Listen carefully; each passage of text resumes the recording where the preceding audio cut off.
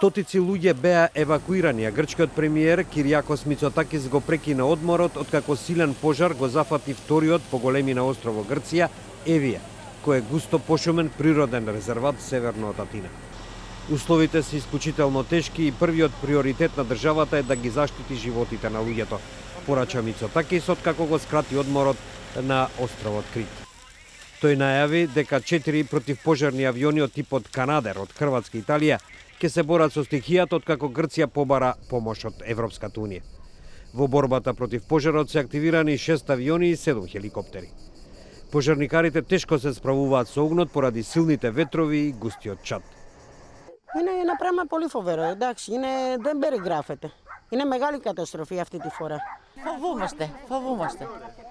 Να μην έρθει φωτιά κάτω και μας κάψει και την περιουσία μας και όλα. Τι άλλο. Μας εγκλώβησε η φωτιά μέσα και τρόμαξα να φύγω. Στο Μαγριμάλι.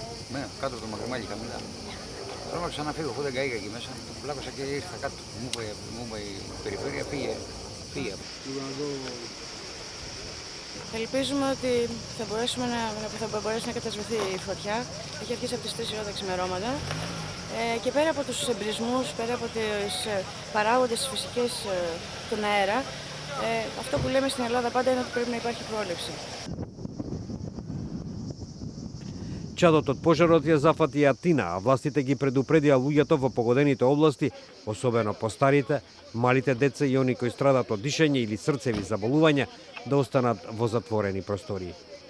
Шумските пожари се вообичаени во Грција за време на жешките суви летни месеци.